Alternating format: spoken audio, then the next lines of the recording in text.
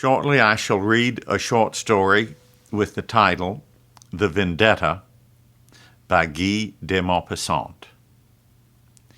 It's a story about an elderly widow, a mother, whom we may think, generally, would be gentle and sweet. But listen to the story. See if that's how it turns out. The Vendetta by Guy de Maupassant. Paolo Savarini's widow lived alone with her son in a poor little house on the ramparts of Bonifacio. The town, built on a spur of the mountains, in places actually overhanging the sea, looks across a channel bristling with reefs to the lower shores of Sardinia. At its foot, on the other side and almost completely surrounding it, is the channel that serves as its harbor, cut in the cliff like a gigantic corridor. Through a long circuit between steep walls, the channel brings to the very foot of the first houses the little Italian or Sardinian fishing boats, and every fortnight the old steamboat that runs to and from Ajaccio. Upon the white mountain, the group of houses form a whiter patch still.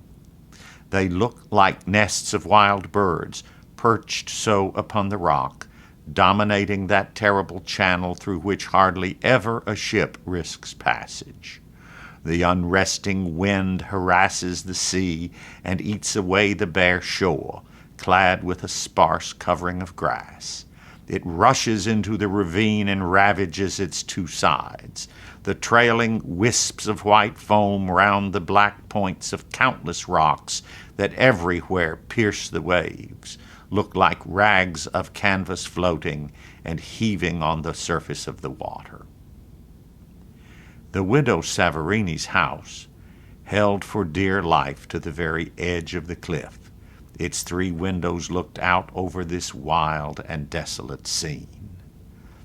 She lived there, alone with her son, Antoni, and the bitch Similante, a large thin animal with long shaggy hair of the sheepdog breed. The young man used her for hunting. One evening, after a quarrel, Antoni Savarini was treacherously slain by a knife thrust from Nicholas Ravolati, who got away to Sardinia the same night. When his old mother received the body carried home by bystanders, she did not weep, but for a long time stayed motionless, looking at him, then stretching out her wrinkled hand over the body. She swore vendetta against him. She would have no one stay with her, and shut herself up with the body, together with the howling dog.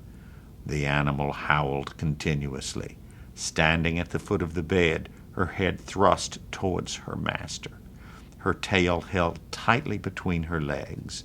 She did not stir, nor did the mother, who crouched over the body with her eyes fixed steadily upon it, and wept great silent tears. The young man, lying on his back, clad in his thick serge coat with a hole torn across the front, looked as though he slept. But everywhere there was blood, on the shirt torn off for the first hasty dressing, on the waistcoat, on his breeches, on his face, on his hands. Clots of blood had congealed in his beard and in his hair. The old mother began to speak to him. At the sound of her voice, the dog was silent. "There, you shall be avenged, my little one, my boy, my poor child. Sleep, sleep, you shall be avenged. Do you hear? Your mother swears it, and your mother always keeps her word. You know she does." Slowly she bent over him, pressing her cold lips on the dead lips. Then Similanti began to howl once more. She uttered long cries, monotonous, heart-rending, horrible cries. They remained there, the pair of them, the woman and the dog, till morning. Antoni Savarini was buried the next day, and before long there was no more talk of him in Bonifacio. He had left neither brothers nor close cousins. No man was there to carry on the vendetta. Only his mother, an old woman, brooded over it. On the other side of the channel she watched from morning till night a white speck on the coast. It was a little Sardinian village, Longosardo, where Corsican bandits fled for refuge when too hard-pressed. They formed almost the entire population of this hamlet, facing the shores of their own country. And there they waited a suitable moment to come home, to return to the Marquis of Corsica. She knew that Nicholas Ravolati had taken refuge in this very village. All day alone, all day long, sitting by the window, she looked over there and pondered revenge. How could she do it without another's help, so feeble as she was, so near to death? But she had promised.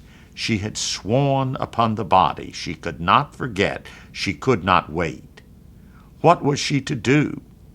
She could no longer sleep at night. She had no more sleep nor peace. Obstinately she searched for a way. The dog slumbered at her feet, and sometimes, raising her head, howled into the empty spaces. Since her master had gone, she often howled thus, as though she were calling him, as though her animal soul, inconsolable, had retained an effacable memory of him. One night, as Similanti was beginning to moan again, the mother had a sudden idea, an idea quite natural to a vindictive and ferocious savage. She meditated on it till morning, then rising at the approach of day, she went to church. She prayed, kneeling on the stones, prostrate before God, begging him to aid her, to sustain her, to grant her poor, worn-out body the strength necessary to avenge her son. Then she returned home. There stood in the yard an old barrel with its sides stove in, which held the rainwater. She overturned it, emptied it, and fixed it to the ground with stakes and stones. Then she chained up Similanti in his kennel and went into the house. Next she began to walk up and down her room, taking no rest, her eyes still turned to the coast of Sardinia. He was there, the murderer. All day long and all night long the dog howled. In the morning the old woman took her some water in a bowl, but nothing else. No soup, no bread. Another day went by. Similanti, exhausted, was asleep. Next day her eyes were shining, her hair on end, and she tugged desperately at the chain. Again the old woman gave her nothing to eat. The animal, mad with hunger, barked hoarsely. Another night went by. When day broke, Mother Severini went to her neighbor to ask him to give her 2 trusses of straw. She took the old clothes her husband had worn and stuffed them with the straw into the likeness of a human figure. Having planted a post in the ground opposite Similanti's kennel, she tied the dummy figure to it, which looked now as though it were standing. Then she fashioned a head with a roll of old linen. The dog, surprised, looked at this straw man and was silent, although devoured with hunger. Then the woman went to the pork butcher and bought a long piece of black pudding. She returned home, lit a wood fire in her yard, close to the kennel, and grilled the black pudding. Similante, maddened, leapt about and foamed at the mouth, her eyes fixed on the food, the flavor of which penetrated to her very stomach. Then, with the smoking sausage, the mother made a collar for the straw man. She spent a long time lashing it round his neck, as though to stuff it right in. When it was done, she unchained the dog. With a tremendous bound, the animal leapt upon the dummy's throat, and with her paws on his shoulders began to rend it.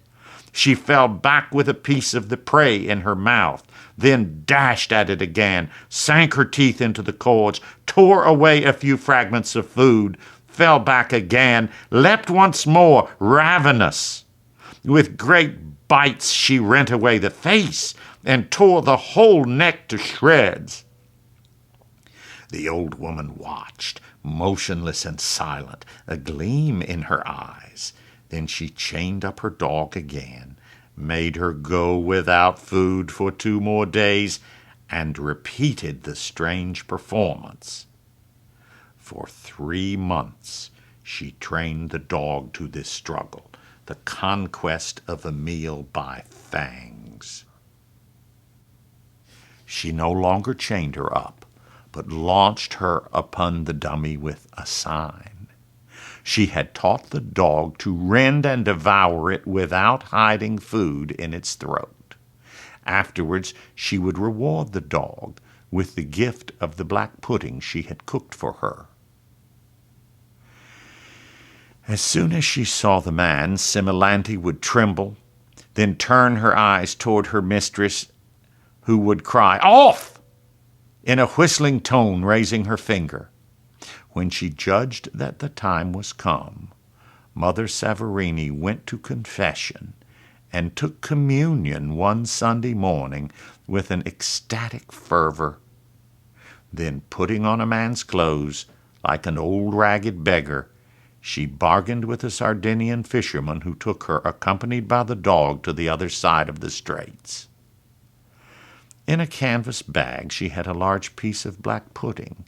Similante had had nothing to eat for 2 days. Every minute the old woman made her smell the savory food, stimulating her hunger with it. They came to Logosardo. The Corsican woman was limping slightly. She went to the baker's and inquired for Nicholas Ravolati's house. He had resumed his old occupation, that of a joiner. He was working alone at the back of his shop. The old woman pushed open the door and called him. "Hey, Nicholas!" He turned round. Then, letting go of her dog, she cried, "Off! Off! Bite him! Bite him!" The maddened beast dashed forward and seized his throat. The man put out his arms, clasped the dog, and rolled upon the ground. For a few minutes he writhed, beating the ground with his feet. Then he remained motionless, while Similante nuzzled at his throat and tore it out in ribbons. 2 neighbors, sitting at their doors, plainly recollected having seen a poor old man come out with a lean black dog, which ate, as it walked, something brown that its master was giving to it. In the evening, the old woman returned home. That night she slept well.